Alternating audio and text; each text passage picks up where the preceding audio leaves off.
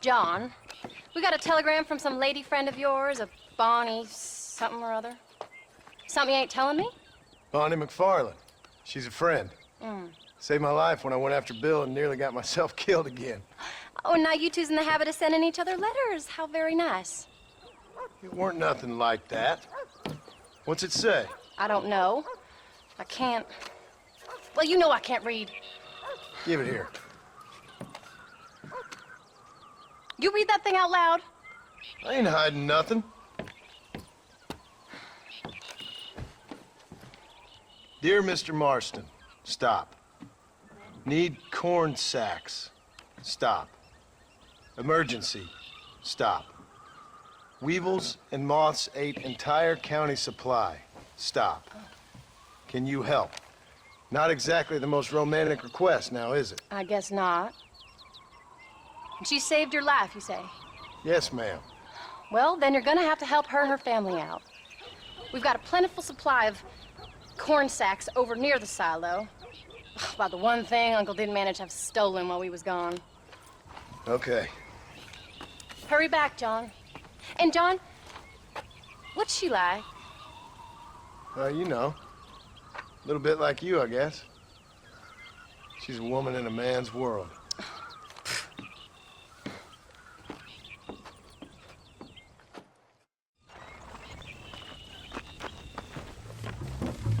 John! Wait! Maybe I should meet this McFarland woman. Well, come on then. Let's get going.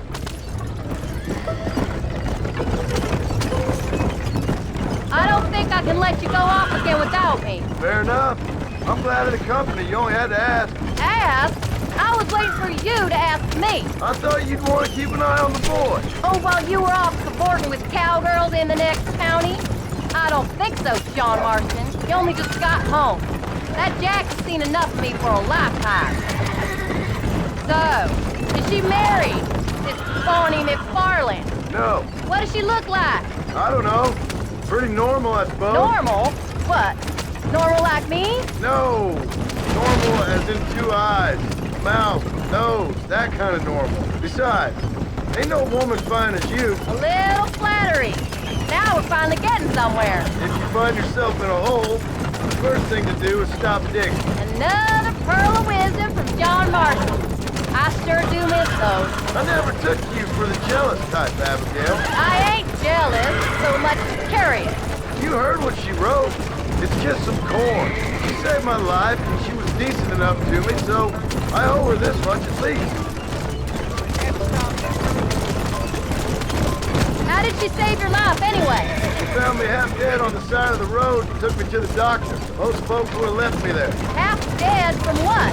Bill didn't take so kindly to me visiting unannounced. Bill never did like surprises. How was he? Same as he was when we left. Angry and dumb. Taking his revenge out on the world. People down there was really scared of him. Of Bill? You gotta be kidding me. He was only frightening if he was afraid of dumb fools. Bill weren't so bad, but when Dutch went crazy, Bill took it hard. For a while, we all thought we'd found something right. A better way to live, but it was just a lie. Oh, you saw before they did. Maybe. But they was still kind of a family. A family that left you for dead. You knew the truth, John, and they hated you for it. Where did they take you? Who? Those government bastards. Where did they hold you and Jack? I ain't sure. They kept their eyes covered there and back. Can't have been too far from here, though. They treat you right? It ain't the first time I've had a gun to my head, John.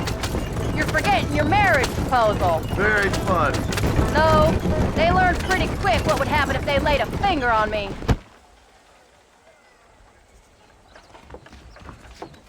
You came. Thank you so much. We lost the entire harvest. Miss McFarland, I'd like you to meet my wife, Abigail. Oh, ain't you quite the gentleman all of a sudden? It's a pleasure to meet you, Mrs. Marston. Likewise. Thank you for saving my husband's life. And for teaching the miserable goat some manners, among other things. I didn't teach him anything. I know better than to try to change a man. You should meet my father. Oh, people can change, Miss McFarland. John and I have to believe that more than anybody. This is a decent first harvest for you, John. You should be proud. That's good land you got there. How are you feeling, Mrs. Marston? From what your husband told me, it must have been awful for you. I've been through worse, and I knew he'd be back before too long. He can't cook a meal to save his life. Abigail, in my darkest hours, when I was most homesick, just the thought of one of your rat meat stews kept me pushing forward. Well, about as amusing as a weeping saddle sore, ain't he, Miss McFarland? If you're gonna start yammering about women's work, John, I'd say you might be in the wrong company. I'd say so, too. I never felt so outnumbered.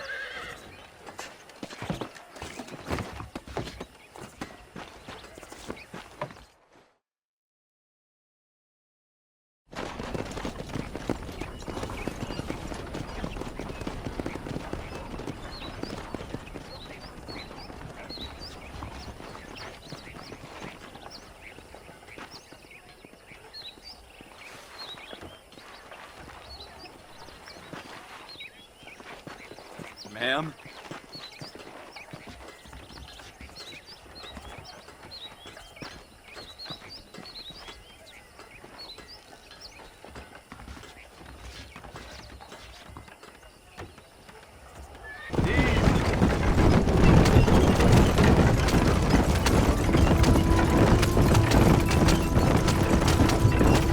So that was the famous Bonnie.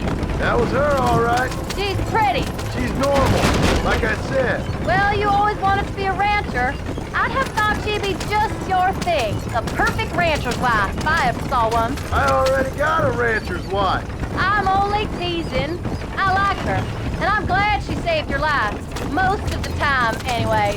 The McFarlands are good people. She did blush redder than a shepherd's sunset when she saw you, though. I have that effect on women. You've clearly had one too many blows to the head. You ain't wrong about that, Mrs. Marston. That's quite a ranch they got there. That'll be us someday. As soon as we get back on our feet. I don't know, John. How many times can we start again? An outlaw and a working girl. We ain't exactly farmers. We are now. Forget that life. It's over.